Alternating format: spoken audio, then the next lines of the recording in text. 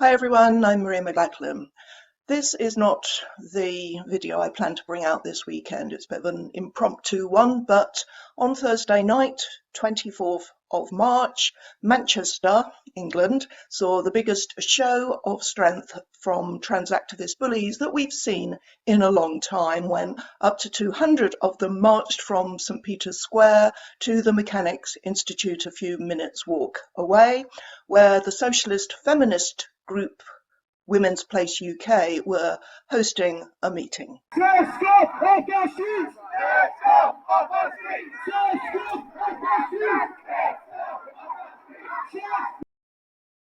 Once they'd arrived at the venue, they stood outside trying to intimidate and disrupt attendees and speakers.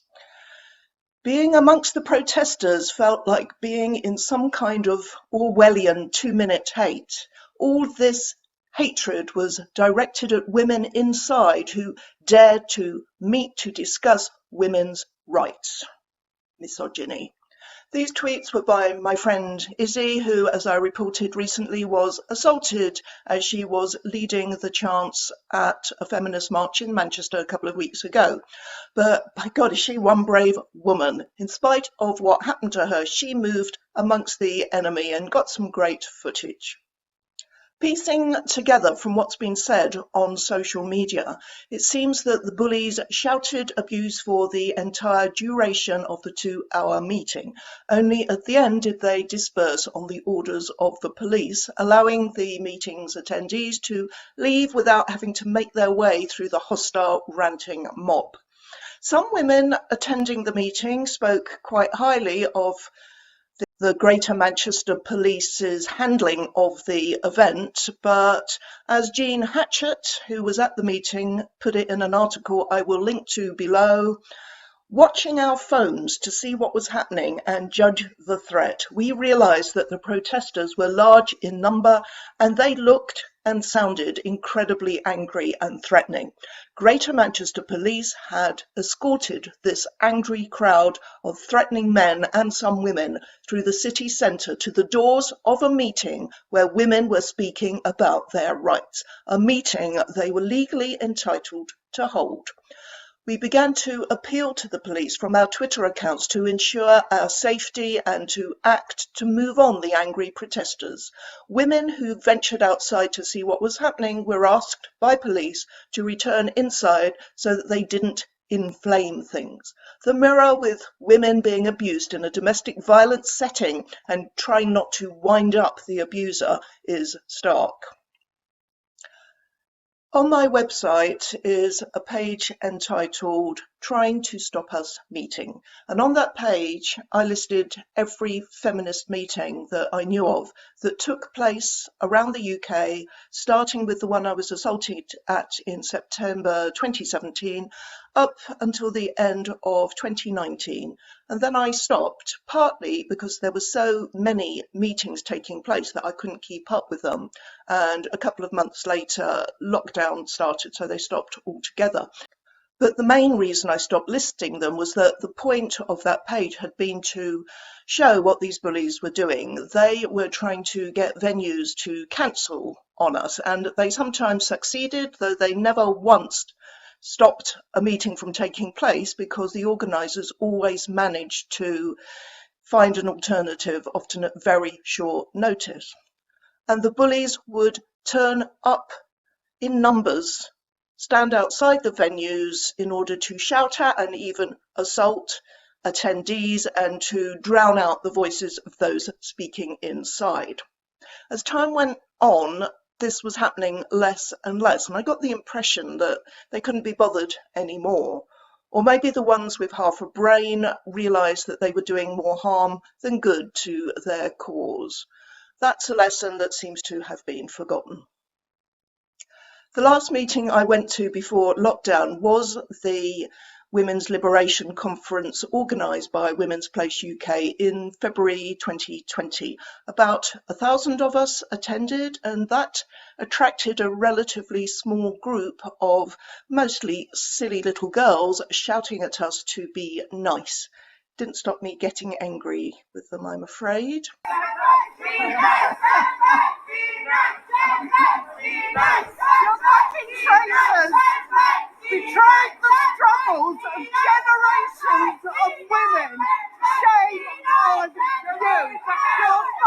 cowards and bullies having the to come in and argue. That was me sounding off at them. My friend Leah had a better idea. I just love this picture of her posing in front of them, chilling like a villain, as they say.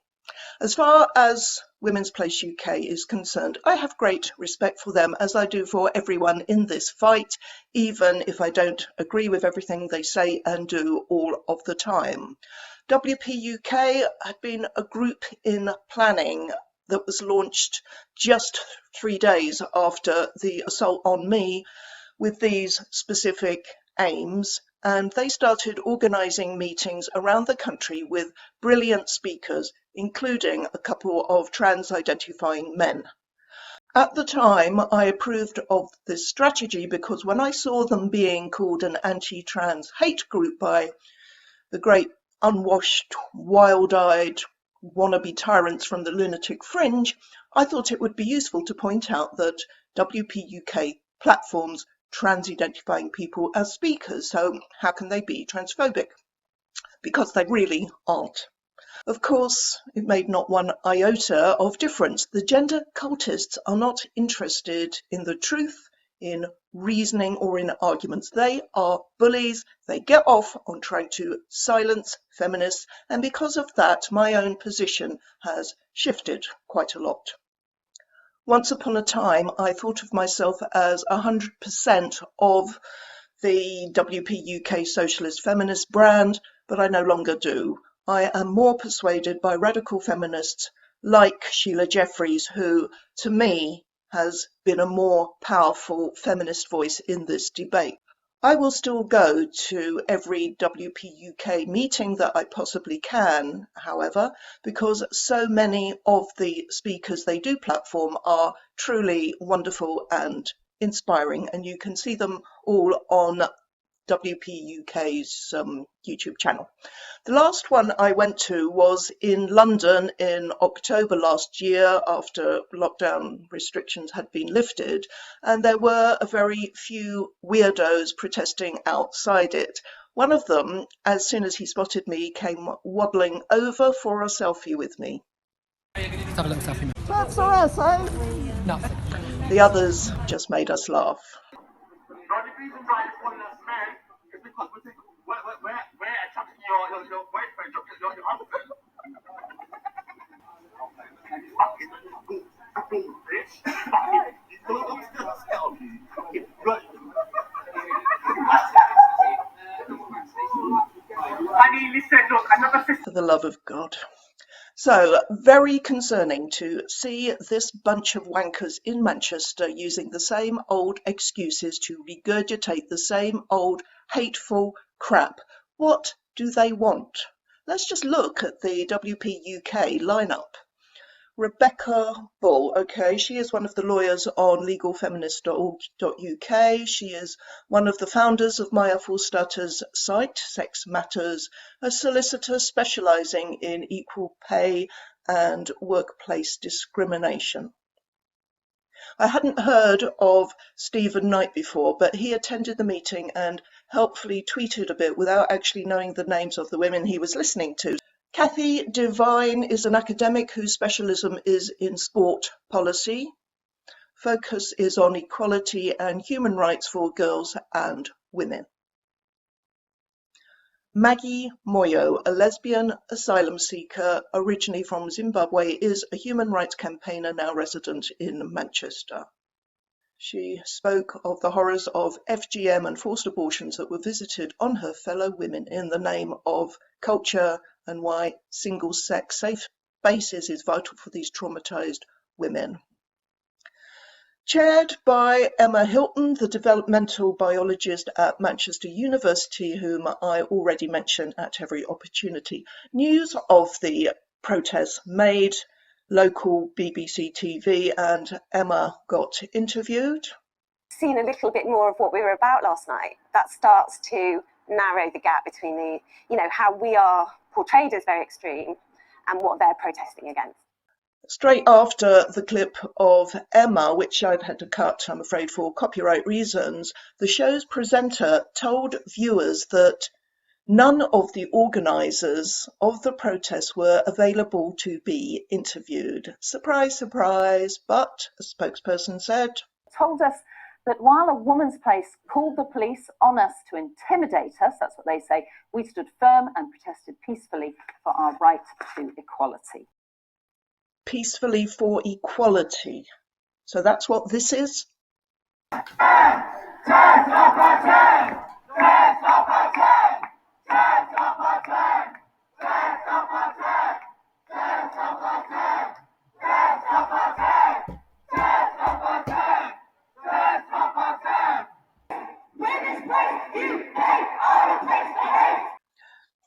The focus of the meeting was on the law and its impact on women in different fields, and that's what every speaker spoke about. Apparently the trans stuff was barely mentioned.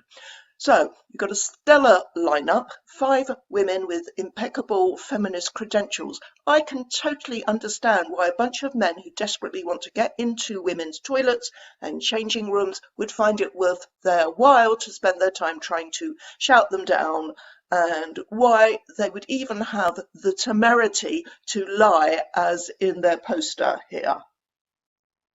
Please join us in protesting the transphobic hate group. It was just a meeting, not an annual conference. They will be discussing the exclusion of trans people from public spaces. That is such a barefaced lie. How do they live with themselves? As for the handmaids that accompanied them, I seriously believe they know not what they do. Nevertheless, I couldn't despise them any more than I do. But my greatest contempt is for Manchester Labour councillor Annette Wright, who, when asked why that particular venue was hosting a transphobic group, replies that it should not have happened and needs to be investigated. Let that sink in.